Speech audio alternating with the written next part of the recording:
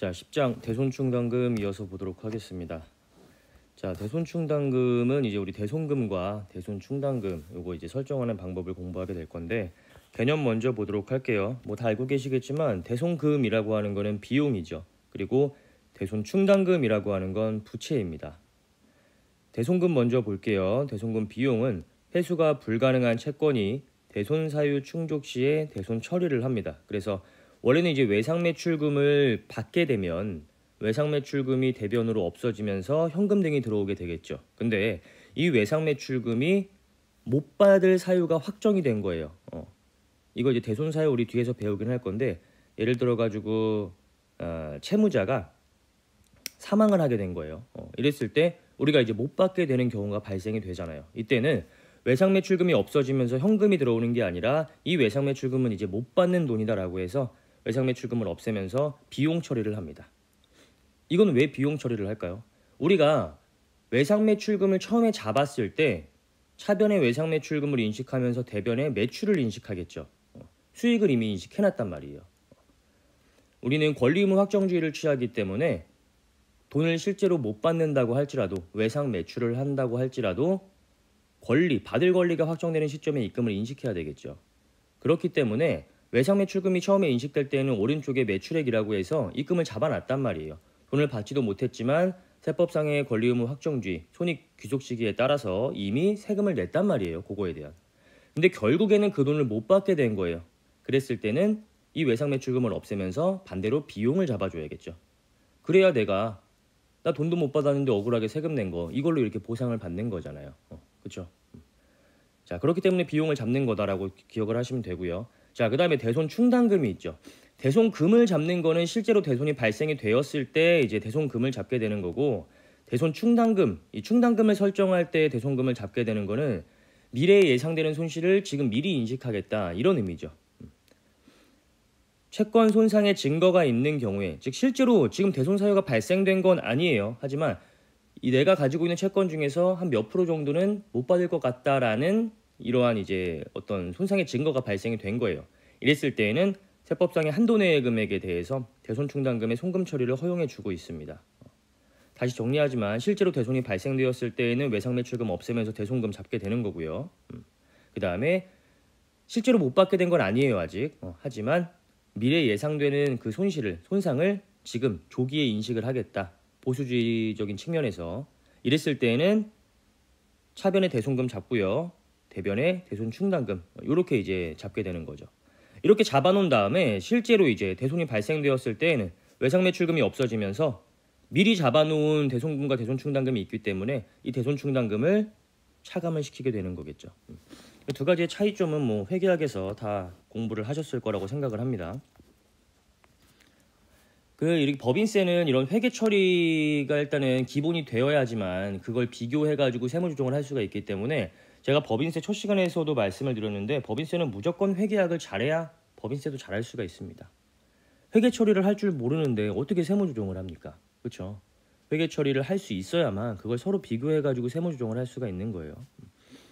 그래서 법인세가 너무 약간 버겁고 세무조정을 어떻게 하는지도 모르겠고 세법상의 회계 처리를 내가 어떻게 할지도 뭐 감이 안 선다. 법인세를 계속적으로 공부하시는 것보다는 회계학을 꼼꼼하게 다시 공부하시고 법인세를 공부하시는 게 더 도움이 될 겁니다. 자, 대손충당금 설정 시의 세무조정 한번 볼게요. 설정 방법은 총액법과 보충법이 있습니다. 총액법이라는 거는 전기 대손충당금 전액을 다 환입시켜요. 전기에 대손충당금 설정할 때 차변에 대손금 잡고 대변에 대손충당금 이렇게 잡았을 거 아니에요. 그거를 다 반대분계로 환입을 시킵니다. 대손충당금 없애버리고요, 오른쪽에 환입액이라고 해서 수익을 인식합니다. 그리고 단기의 대손충당금을 0에서부터 새로 설정하는 방법이에요. 이게 총액법. 보충법은 기말 대손 예상액에서 대손충당금 잔액을 차감한 금액만을 대손충당금으로 설정하는 방법. 그러니까 예를 들어서 기초에 대손충당금이 있었다. 얼마? 한 100만큼이 있었다. 근데 기말에 설정해야 되는 금액이 300이다. 기초에 100, 그리고 기말에는 예상을 해보니까 한 300 정도를 못 받을 것 같대. 이랬을 때는 어떻게 하는 거냐면, 총액법이라는 거는 단기 감소액이 하나도 없다고 할 때 총액법이라는 거는 이걸 다 없앱니다. 마이너스 100 이런 식으로 다 없애요. 그래서 여기까지를 0으로 만들어놔요. 그리고 단기에 새롭게 이 300을 설정하는 겁니다. 이런 식으로. 이게 총액법이에요. 전기에 있던 거를 다 없애버린 다음에, 없애는 분계는 요겁니다. 없앤 다음에 단기에 새롭게 설정하는 거. 그럼 얘는 설정 분계가 어떻게 되겠어요? 대손금, 송금, 비용 이렇게 오고요. 그 다음에 대손충당금 이렇게 오겠죠. 이 금액은 얼마? 300. 반면에 보충법이라고 하는 건 기초에 100이 있었다. 내가 기말에 설정해야 되는 금액이 300이다. 단기 감소액은 없었다라고 가정을 한다면 이때는 어때요? 단기 설정에 기초에 100이 있었으니까 단기에는 200만큼만 더 설정하면 되는 거잖아요. 그럼 이때는 설정을 어떻게 하느냐? 대손금 100, 대손충당금 200이죠. 200 이렇게 추가적인 금액만 더 설정하면 된다. 이게 이제 보충법입니다. 총액법과 보충법의 차이 아시겠죠? 뒤에서 한번 큰 예제로 다시 보도록 할 거예요. 자, 그러면 세법은 총액법을 일단 원칙으로 합니다. 하지만 기업회계 기준에 따라서 보충법으로 설정한 경우에는 보충법으로 설정한 경우에도 총액법으로 설정한 것으로 보아서 세무 조정을 합니다. 따라서 회사가 보충법으로 회계 처리를 하였다라고 하더라도 이를 총액법으로 변환시키고 나서 세법상 총액법 회계 처리와 비교하여 세무 조정을 합니다. 이걸 읽으면 당연히 뭔 소리인지 모릅니다. 뒤에 예제를 통해서 살펴보도록 할게요. 주식회사 이연의 제2기 사업연도의 대손충당금과 관련된 세무 조정을 하시오. 문제에서 제시된 자료는 2기의 대손충당금 계정은 다음과 같다. 대손충당금의 기초잔액이 500이 있고요. 기중에 200만큼이 감소가 되었어요. 실제 대손이 발생이 되었으니까 대손충당금이 차감이 되었겠죠. 그리고 기말 잔액은 600으로 대손 예상을 했습니다. 그러면 기말에 설정해야 되는 금액은 300이다 라고 알 수가 있겠죠. 항상 이 값을 마지막에 구하는 거예요. 기초 잔액 중에서 기중에 감소된 거 차감시켜 놓고 기말 잔액, 기말의 대손 예상을 새롭게 또 한단 말이에요. 이때 기말 잔액 놓고 그 다음에 마지막으로 이제 그러면은 이번 기말에는 2기 말에는 300을 설정하면 되겠다. 항상 이렇게 기말 설정액을 마지막에 판단하시는 겁니다. 자, 요게 이제 보충법으로 들어가 있는 내용이에요. 요 문제에서 제시가 된 건 보충법으로 들어가 있는 내용입니다. 기초잔액에는 정기말 대손충당금 한도 초과액 50이 포함이 되어 있고요. 단기 감소액은 세법상 대손 사유를 충족하였고요. 2기말 대손 예상액이 600이기 때문에 기말에 300을 추가 설정하였습니다. 보충법으로 설정하였다. 이 말이에요. 제2기말 세법상의 대손충당금 한도액은 500입니다. 자, 그러면 우리가 가장 먼저 하셔야 될 건 뭐냐면 이렇게 보충법으로 자료가 제시가 되었을 때 이 보충법으로 제시된 자료를 총액법으로 옮겨버리셔야 되는 거예요. 그래야지만 세법상 총액법과 비교가 가능합니다. 가장 먼저 하실 거는 장부상 보충법의 회계 처리를 장부상 총액법 회계 처리로 바꾸기. 지금 제시된 자료는 요거죠. 보충법으로 제시가 되었죠. 총액법으로 바꿔봅니다. 기초잔액 그대로 오시면 되고요. 지금 장부 거 바꾸는 거예요. 세법은 아직 건드리지도 않았습니다. 장부의 보충법을 장부상의 총액법으로 바꿔요. 자, 500, 500 그대로 올 거고요. 기준감소액 200이 있었어요. 총액법은 뭐예요? 기초에 있던 대손충당금을 다 없애버려요. 그래서 여기까지의 금액을 0으로 만드는 거예요. 그리고 기말 잔액 우리가 설정했잖아요. 기말 얼마였어요? 600으로 회계 장부에서는 예상을 했잖아요. 600. 그러면 기말에 600만큼을 새로 설정하면 되는 겁니다. 아시겠죠? 보충법과의 차이를 보시면은 보충법은 환입이라는 개념이 없었죠. 하지만 총액법은 기초 잔액 중에서 200만큼은 기중에 감소를 했어요. 그럼 얼마 남아있어요? 300이 남아있죠. 이 300을 다 없앱니다. 그래서 여기까지를 0으로 만들어놔요. 그리고 기말 잔액을 대손 예상을 한 다음에 이 기말 잔액에 맞는 설정액을 설정합니다. 마지막으로 이걸 설정하게 되는 거겠죠. 그래서 이걸로 바꿔놓으셔야 됩니다. 이렇게. 그 다음에 이렇게 바꿔놓은 총액법과 세법상 총액법을 비교하셔가지고 세무조정을 하셔야 되는 거예요. 아시겠죠? 자, 세법상 총액법 볼게요. 세법상의 기초잔액은 450이다 라고 나와 있는데 왜 그러냐 하면 이 안가로 1번에서 기초잔액에는 전기말 대충 한도 초과액 50이 포함되어 있다라고 나와 있죠. 그럼 500 중에서 전기의 50만큼은 차감이 된 거잖아요. 한도 초과됐기 때문에 이만큼은 우리가 대손충당금으로 인정하지 않는 거잖아요. 그럼 당연히 기초잔액은 500에서 50을 차감한 450이 되겠죠. 플러스 마이너스 이제 유보를 다 반영한 금액이 될 테니까 450이 되겠죠. 그 다음에 기준 감소액은 뭐 세법상의 대손 사유를 충족한 거니까 200이 그냥 그대로 올 거고요. 환입액 얼마겠어요? 여기까지의 금액을 항상 0으로 만들어 놓는다라고 했었죠. 총액법은. 그럼 450에서 200 차감되었으니까 나머지 250만 환입하시면 되겠죠. 그리고 세법상의 대손충당금 한도액은 500이다라고 나와 있습니다. 세법상 대손충당금 한도액 500이기 때문에 한도만큼 설정하면 기말잔액은 500 나오겠죠. 자, 이거 비교하셔가지고 세무조정만 하시면 되는 거예요. 차이 나는 게 뭐가 있어요?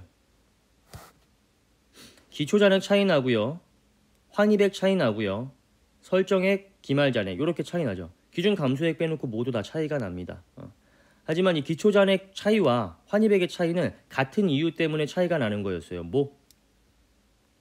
기초잔액이 500이었는데 장부상에는 세법상 대손충당금 한도 초과액 50이 포함되어 있었기 때문에 세법상의 잔액은 450이다. 이것 때문에 환입액도 차이가 나는 겁니다. 그래서 세무조정은요. 결론적으로 환입세무조정 하나 하시면 되고요. 설정세무조정 하나 하시면 돼요. 근데 환입세무조정은 무조건 정기 대손충당금 송금 불산입액을 추인하게 됩니다. 아시겠죠? 그리고 설정세무조정은 설정된 거 비교하셔가지고 얘는 이제 기말에 600을 설정했고 얘는 500을 설정했으니까 부채잖아요. 부채가 세법이 더 적으니까 송금 불산이 100, 유보 이렇게 잡아주시면 되겠죠. 그래서 이 두 가지만 일단 기본적으로 기억하시면 돼요. 가장 먼저 그 문제풀이 팁을 한번 보시면 환입세무조정은 볼 것도 없어요. 자, 문제에서 이렇게 자료가 제시가 되었잖아요. 기초잔액에는 정기말 대손충당금 한도 초과에 50이 포함되어 있다. 바로 세무조정하는 겁니다. 송금 산입 또는 입금 불산입 대손충당금 50 마이너스 유보 바로 하시는 거예요. 뭐 볼 것도 없어요. 이런 거 막 보충법 총액법으로 바꿔가지고 하는 것까지 하실 필요도 없습니다. 환입세무조정은 그냥 바로 추인하시면 됩니다.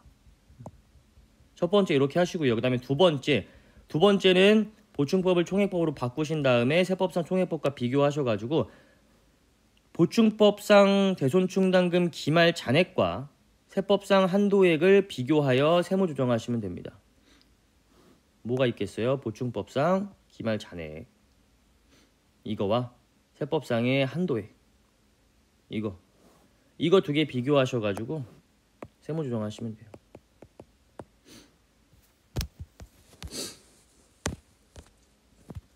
왜 그러냐 하면 그러니까 원래는 설정액끼리 비교하는 게 맞습니다. 설정액끼리 비교하면 되는데 이렇게 되면은 우리가 이제 장부상의 보충법을 총액법으로 다 바꿔가지고 이 그림을 다 그리면서 세법상 총액법까지 다 그리면서 문제를 풀어야 되잖아요. 문제 풀이 시간이 당연히 오래 걸리겠죠. 일단 원칙은 이거예요. FM대로 풀려고 한다면은 이 그림을 그려가면서 문제를 풀어야 됩니다. 근데 복잡해진단 말이에요. 이때 빨리 풀 수 있는 방법이 이거예요. 다시 정리하면 기초의 정기말 대손충당금 한도 초과액 그냥 무조건 추인하세요. 일단 세무조정 이거 하나 뜹니다. 그리고 두 번째 기말잔액 얼마예요? 장부상 기말잔액 예. 세법상 한도액 얼마예요? 예.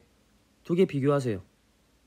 부채가 600, 부채가 500 세법상의 부채가 더 적으니까 송금불산이 100, 유보 이런 식으로 엄청 빠르죠. 이거 그림 그릴 필요가 없겠죠.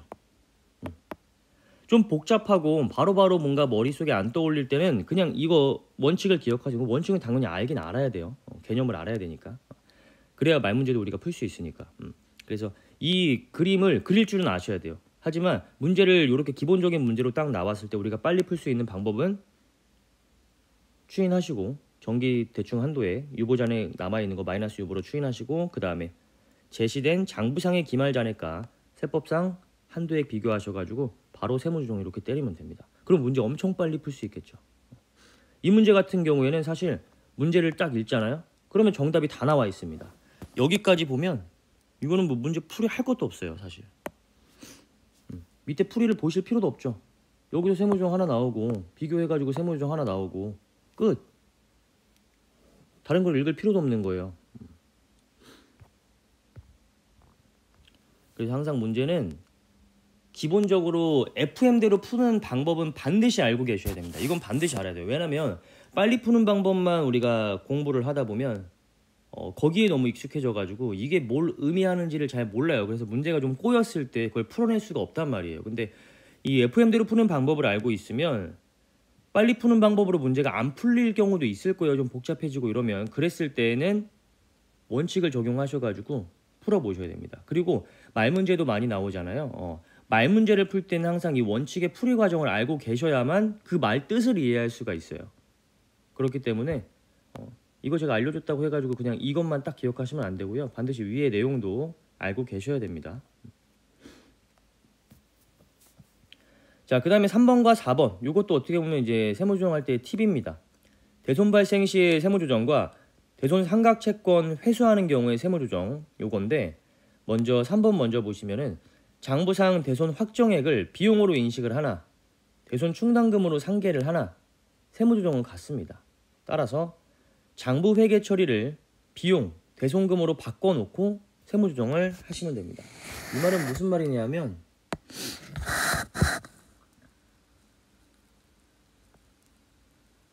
만약에 지금 기초의 대손 충당금 잔액이 300이 남아있다. 근데 이번에 대손 확정된 게 200이다라고 한다면 외상매출금 200을 못 받게 된 거예요. 내가. 그러면 장부상의 회계 처리 어떻게 하겠어요? 대손 충당금 남아있으니까 당연히 회계약대로 하면 300 중에서 200만큼 이렇게 차감해야 되잖아요. 근데 이렇게 하고 세법과 비교를 하나, 이거를 바꿔봐요. 장부상의 회계 처리를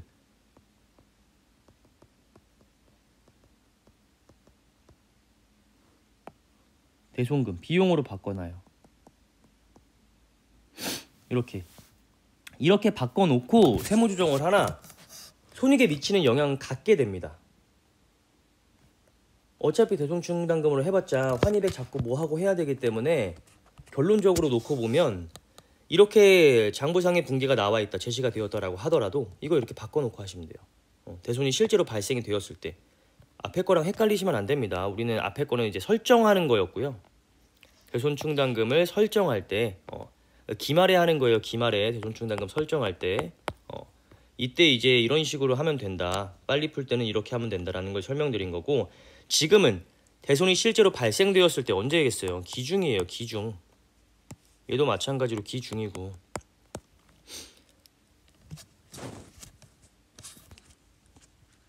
그래서 기중에 이렇게 외상매출금이 없어지면서 대손 충당금이 없어지는 이러한 회계 처리가 뜬다라고 하면 이거는요, 대손 충당금으로 놓고 세법상의 붕괴와 비교하시지 말고요, 그냥 대손금으로 놓고 비교를 하세요. 아시겠죠? 세법도 마찬가지예요. 대손 충당금을 대손금으로 바꿔놓고 비용으로 바꿔놓고 세무조정하시면 훨씬 빠릅니다. 자, 대손 삼각채권 회수 시의 세무조정, 장부상 회수액을 수익으로 인식하는 방법과 대손 충당금으로 계상을 하는 방법이 있는데, 수익으로 인식 하나, 대손 충당금으로 계상을 하나, 세무조정은 같게 됩니다. 따라서 장부 회계 처리를 수익, 환입액으로 바꿔놓고 세무조정하시면 됩니다.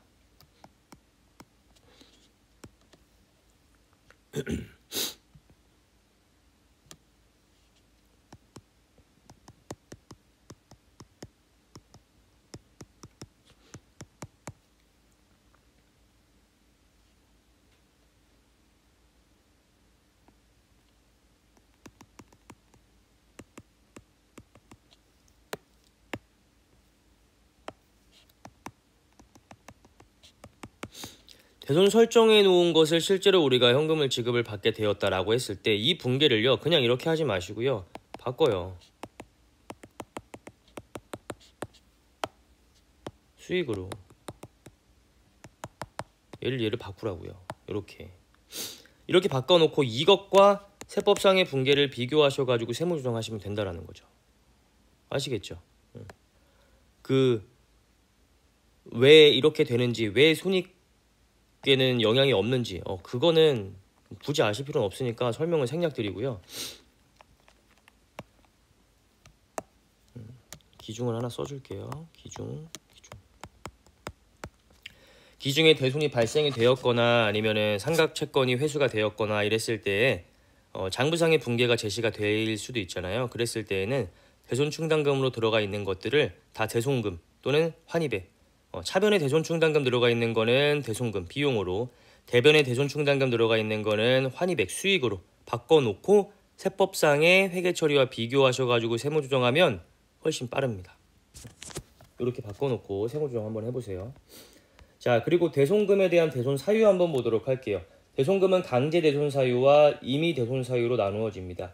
강제 대손 사유는 신고조정 사항이에요. 그래서 대손 사유가 발생한 날에 장부에서 이거를 계상하지 않았다라고 할지라도 세법은 이거를 송금으로 잡아야 됩니다. 그래서 송금산입이라는 세무조정이 발생이 되겠죠. 강제 대손 사유. 결산조정 사항인 임의 대손 사유라고 하면 대손 사유가 발생되었을 때 법인이 장부상의 비용으로 계상을 해놨어야 됩니다. 장부상 비용으로 계상한 경우에 한해서 세법도 송금으로 인정을 하겠다. 이게 결산조정 사항이죠. 그래서 이때에는 별다른 세무조정이 발생이 되지 않게 되겠죠. 장부법 그대로 인정하기 때문에.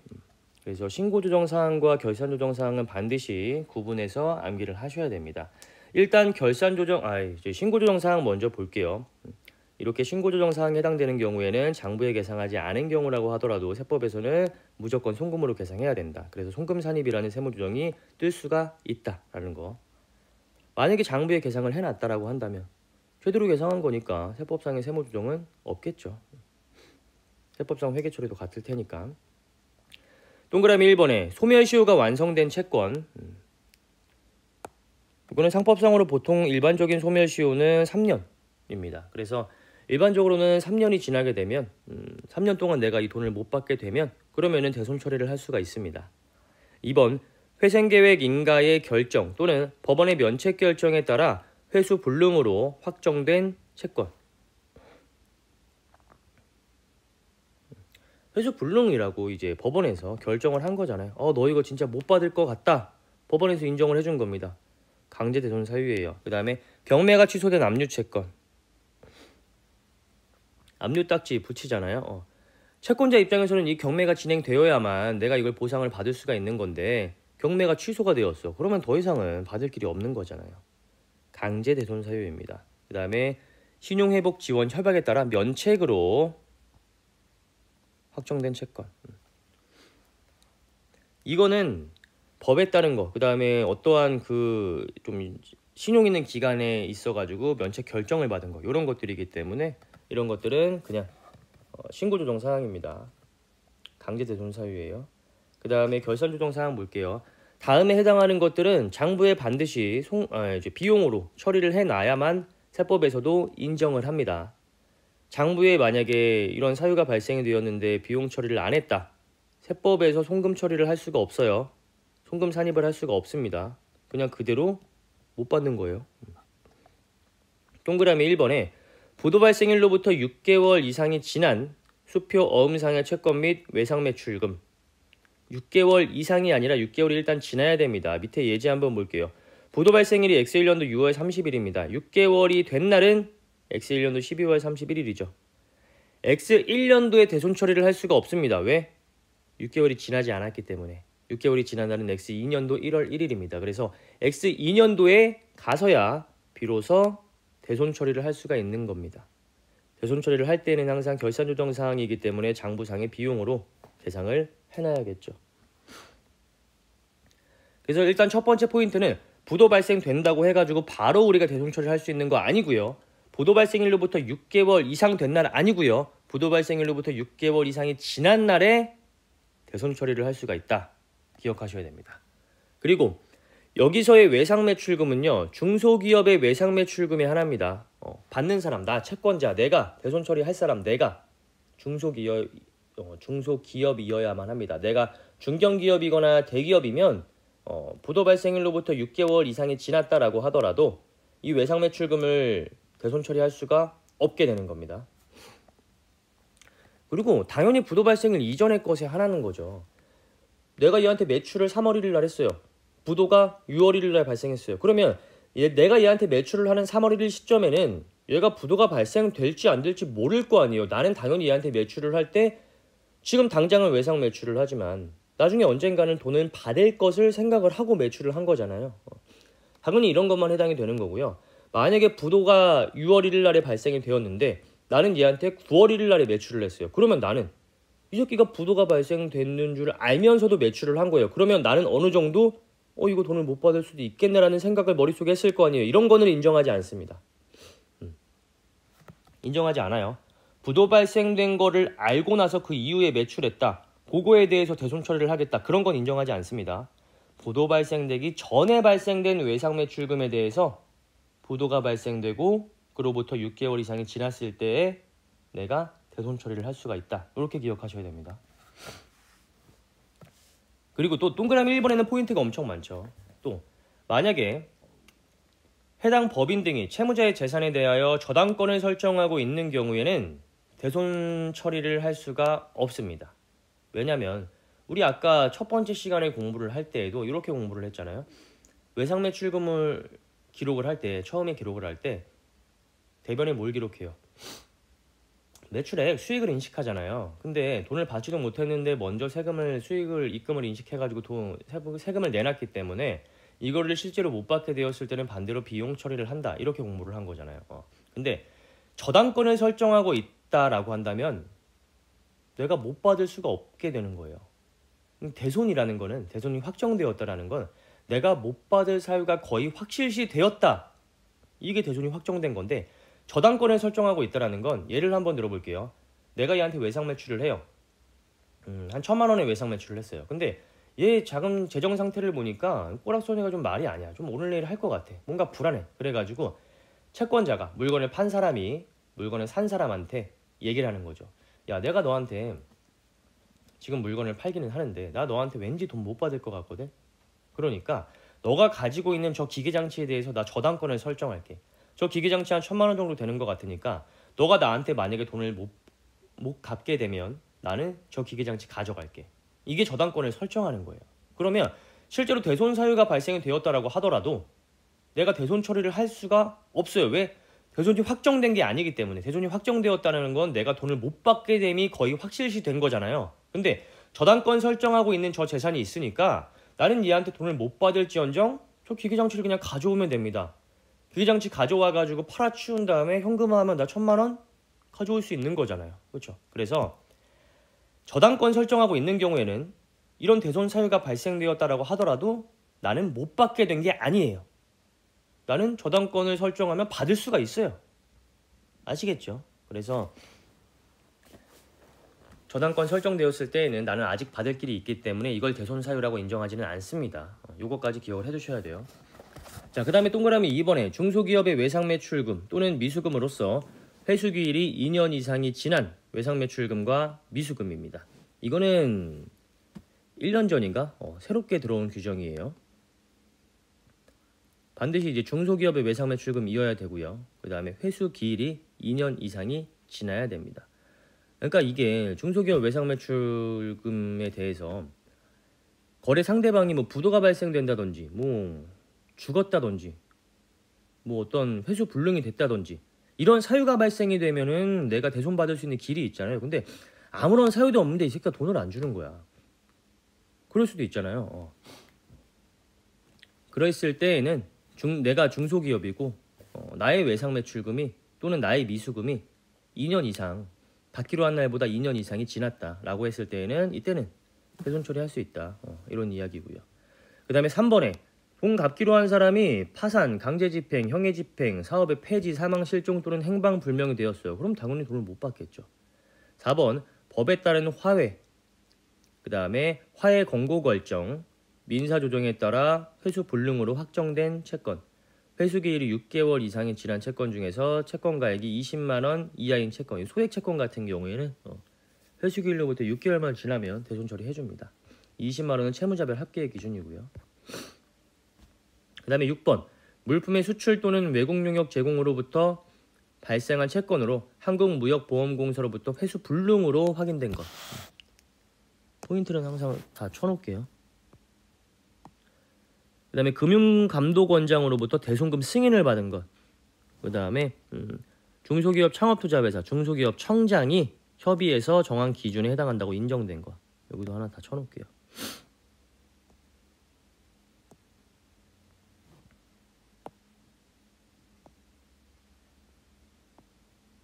단 특수관계인과의 외상매출금은 제외하는 거고요. 그 다음에 여기는 쳐져 있으니까